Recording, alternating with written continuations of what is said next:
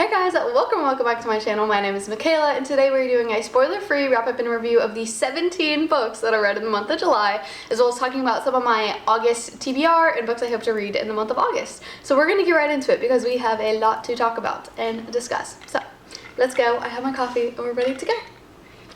So a little breakdown of the books that I read this month. So I read 14 new books this month and did 3 rereads of books that I've already read.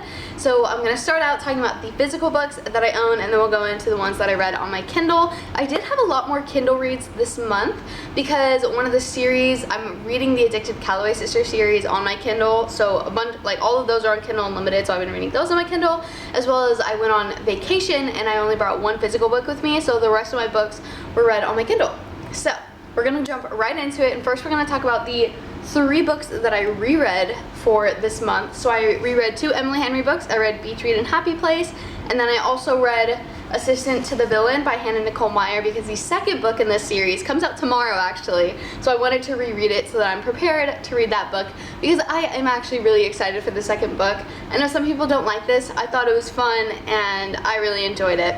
So I'm not really going to go in depth talking about these because they are rereads. So we're just going to kind of move on to the actual books, new books that I read for this month. We're starting out strong. I read Powerful and Reckless by Lauren Roberts. I read this right before Reckless was about to come out, and honestly, Powerful, this novella was just so beautifully written. The characters are amazing, and it was one of those you knew what was coming at the end, and it was still heartbreaking, and I absolutely loved it. I really hope Mac comes back in the 3rd book in this series. I wish it was longer. I flew through reading this, and I really did enjoy being back in this world. I'm not going to go too in depth of like the plot lines of these because that would kind of give away spoilers from Powerless. So if you know what these are about. But I would recommend this series to anyone. I know some people have qualms about this series, saying that it recycles a lot of other fantasy books aspects. However, I feel like that's any book in general. I still enjoyed it because I read books for the book itself. I don't really care if it's recycling some other aspects.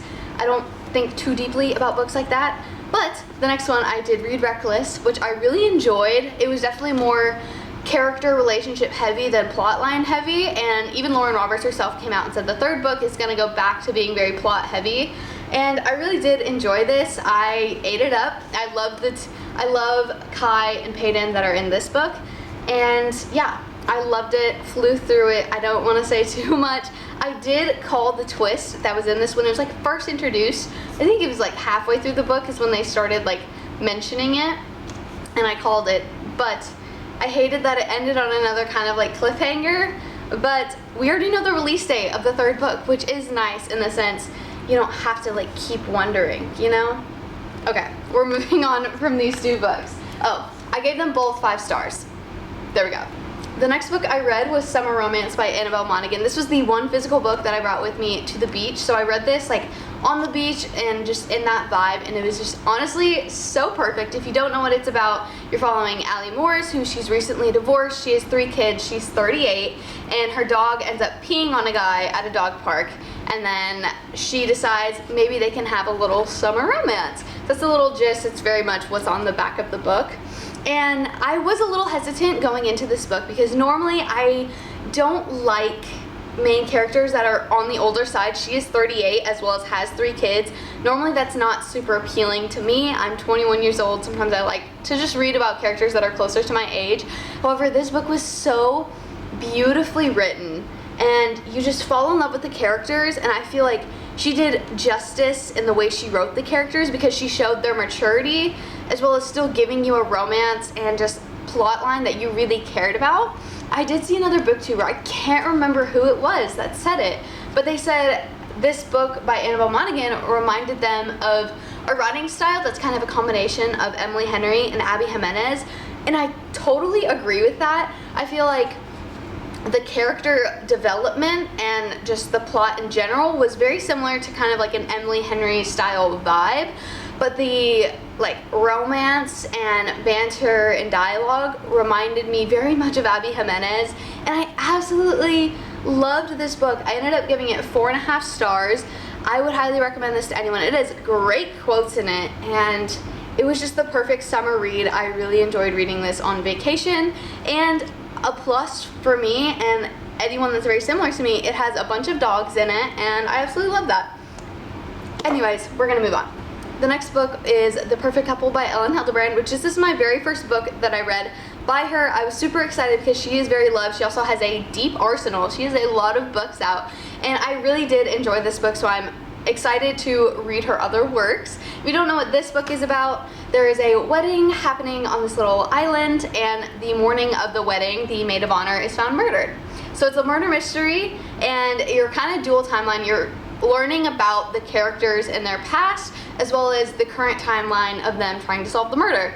And I really enjoyed it. I think my one qualm about the book, I felt like it was very long, and some of the parts, like especially in the middle, I felt like we were just kind of dragging it out and we could have gone a little bit quicker. But it is almost 500 pages, which is another thing. And then my also other like qualm about the book is I felt like it got wrapped up very quickly. Like you find out everything at the end, and then I felt like there was also just a lot of loose ends that weren't tied up, and that bothered me a little bit. But overall, I really did enjoy it. I think, what did I give it? I have like a list of all my books and like my ratings because I can't remember all of them. I ended up giving this one 4 stars. I really did enjoy it. I would recommend, especially if you love like murder mystery as well as like summer vibes. I felt like it was just a great mix of like different genres that I really love. So really would recommend The Perfect Couple by Ellen Hildebrand. Now talking about the last physical book that I read for this month, and that is Lessons in Chemistry by Bonnie Garmis. This book holds a special place in my heart. I absolutely loved it. If you don't know what it's about, you're following a female scientist in the 1950s and 60s. It's about her struggle of being respected and accepted in the science field, and as a STEM girly in a time period where that wasn't very accepted. And I absolutely loved it. I felt like maybe I related to it on another level just because I am in STEM and like I have seen the kind of issues firsthand, obviously not to the extent as it was in the 1950s and 60s, but I just absolutely loved it. There is like a small romance in it, but it doesn't overtake the plot. You're really following the character herself. You're following Elizabeth Zott and just her life as a chemist, and I absolutely loved this book. I gave it 5 stars. It is one of my favorite reads of the year, if not my favorite. And like I said, this book holds a very special place in my heart. If you are a STEM girly or you like that field, as well as you love just reading kind of women's fiction and about women's struggles, I would highly recommend reading this. And yeah, I'm not going to go too much into it because I just loved it so much, and I really hope everyone reads it. Ah, I love it. I need a little coffee break. I'm a little parched. Talking so much just gets me going. So now we're gonna move on to the books that I read on my Kindle. Like I said, I did read quite a bit on my Kindle. I absolutely love this thing. It is my baby. It was a gift, but if it wasn't a gift, I would say it's one of my favorite purchases that I've ever made, and I will stand by that. I also use the heck out of Kindle Unlimited. I get my money's worth. Anyways, so I did, like I said, I have been reading the Addicted Calloway Sisters series, which is all on Kindle Unlimited, and I've been slowly reading through that series. It is like 10 books long, so I've just been like sprinkling them in throughout all the different books that I read. So I'll go over all the books that I read in that series first, and I'm not really going to talk about each book in depth because I am on book like 5, 6, 7, 8, so anything I say about plot is just gonna spoil something. So I would recommend it in general for everyone to read. I really have enjoyed it thus far, and I do plan on hoping to finish the series by the end of next month. I think it's very doable for me, but we'll get right into it. So the first one I read was Kiss the Sky, which I gave 5 stars. It is about Rose and Connor, and they are absolutely my favorite people in the series. I just think their characters are so fun and unique, as well as their relationship is just so beautiful, and I loved it. That's all I'll say about that. The next one was Hot House Flower, and I gave that one 4.5 stars. The one thing that bothered me a little bit about that one is the age gap in that romance. It bothers me slightly. I don't know, age gaps kind of freak me out a little bit, especially when it's like younger people's age gap. Like if they're like in their 30s in like late 20s, I feel like age gaps aren't as odd. Where was I? So the next two that I read in the series was Thrive and Addicted After All. You're following the same couple in those two books, which I will say the couple that are in those books have slowly become my least favorite in the whole series, which kind of sucks because originally I did like them, but I don't know, as we've gone on, they've just started to kind of annoy me. So Thrive, I gave 3.5 stars, and Addicted After All, I gave 3 stars. I think one of my biggest pet peeves, I guess this isn't a spoiler at all, it's following Lily, which is one of the main characters of the book, and I just feel like she's so immature. And these books, she's about 23, 24, and just the way she acts really bothers me. She's super immature, and you feel like throughout this series she would have grown and become more mature, but she really hasn't, and it's just started to really bother me. So those books have slowly become my least favorite, and like the couple that she's a part of. But I'm not going to say too much more. We'll just leave it at that. Next up, I ended up reading 2 books by Freida McFadden. I read The Inmate and Ward D, which if you want just quick thrillers, go check out Freida McFadden's arsenal. She literally has so many books, and all of them are on Kindle Unlimited. So I love just like sprinkling in one of her thrillers in between like all of the romances that I've been reading, because it's just the perfect like brain break from romance, and they're just so quick and easy, and I love them. So the first one we'll talk about is The Inmate, which you're following a girl who is a nurse, I believe. I can't remember. I read this at the very beginning of the month, so I don't really remember too much specifics, but I know she's a nurse and she's going to work for a prison. Well, there's an inmate in the prison that she has a history with, and that is kind of what the book is based off of. I won't go too far in. I ended up giving that one 3.5 stars, which I gave it a little bit of a lower rating because I felt like in the middle, not much was happening in like the current timeline. You were kind of doing you were in a split timeline, so you had past and present, and in the present, just not much was happening, so I got a little bit bored, where then you hit the last like 20% of the book and everything just like blows up in your face and it's really good. But throughout the middle, I just got a little bored. That's why it was 3.5 stars. And yeah, for me, thrillers have to like be mind-blowing to get up in the 4 or 5 star range. So 3.5 stars still is a pretty good rating for a thriller for me, especially going in. I know these aren't like super elaborate, amazing thrillers. Like they're good, but she has such a huge arsenal that I just love sprinkling in those ones. And then the next one was Ward D, which you're following a girl who's in medical school and she's doing a rotation in the insane asylum where she has to work an overnight shift in Ward D, which like I said is in the like insane asylum portion. I believe it's an insane asylum. The asylum. Anyways, she's following the overnight shift and things go awry, and that's the basic premise of that book, and I ended up giving that one 4 stars. It was just a solid, good thriller. I thought it was really funny because I actually read that when I was on the beach. So I was just laying out on the beach, tanning in super sunny weather, reading about an insane asylum. But it was fun. It was really fun. And one thing I love about my Kindle is like on the beach, no one knows what I'm reading. Whereas I love to be nosy. When we were walking along the beach, I would look at all the books that people were reading because literally like everyone was reading. And yeah, I just love to be nosy, and with my Kindle, no one can know what I'm reading. So they don't know if I'm reading smut, or a fantasy, or a thriller. They don't know, and they'll never know. Okay, I'm just swinging this thing around. I'm gonna put it down. A next book that I read this month, I actually listened to it on audiobook. It was A Touch of Darkness by Scarlett St. Clair, and it's a Hades and Persephone retelling. I dropped a ring. Like I said, I listened to it on audiobook and I gave it 3.5 stars.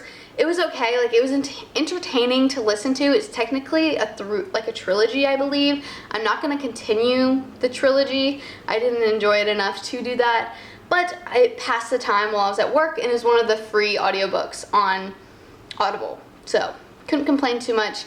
It filled the time. The next one was also an audiobook that I listened to while at work, and that was All the Little Raindrops by Mia Sheridan, which that book was very disturbing. If you do plan to read it, definitely check the trigger warnings. It's very intense. There is very graphic scenes that are described. I ended up giving it 3 stars.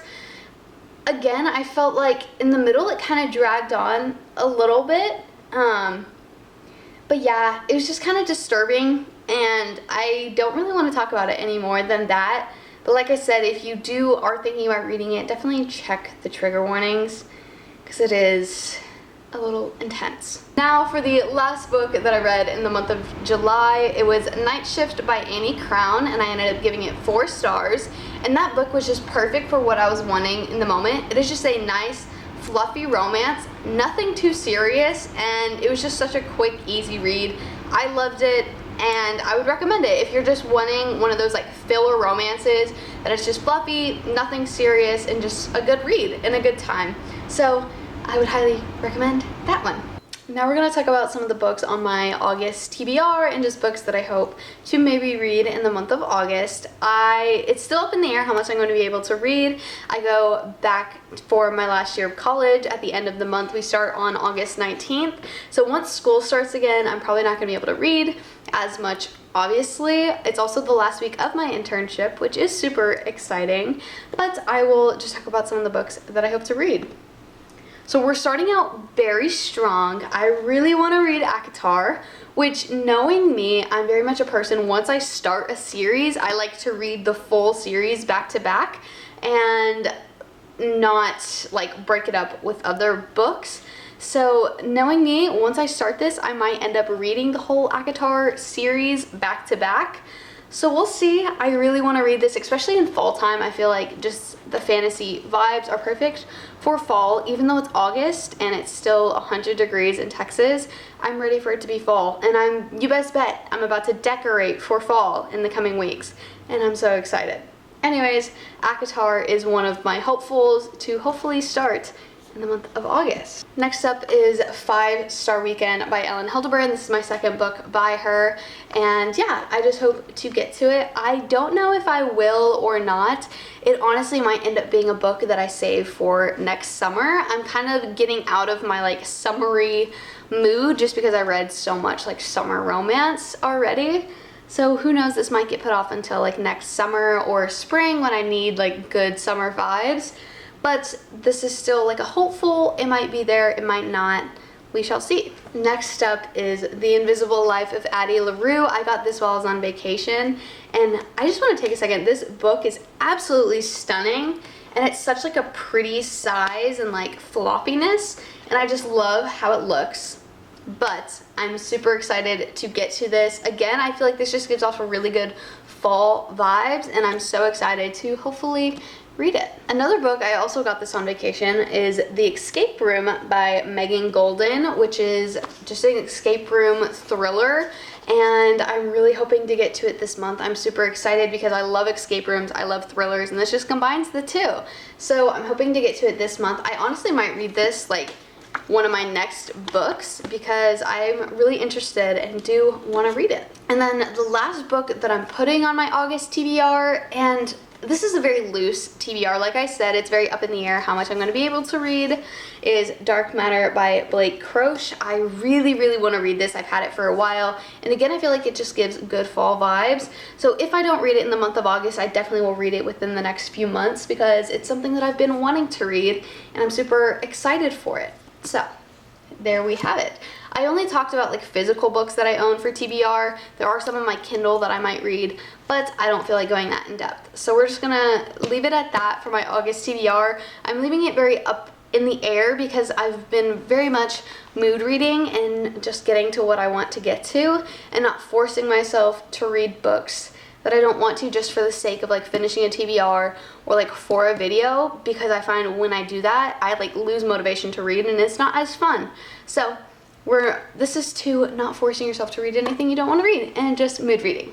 Anyways, thank you guys so much for watching. I hope you had a great time. It was a great reading month for me in the month of July, and I'm so excited for what August has to bring. And I hope you guys like, comment, subscribe, all the YouTube things, and I will see you in another video. Bye!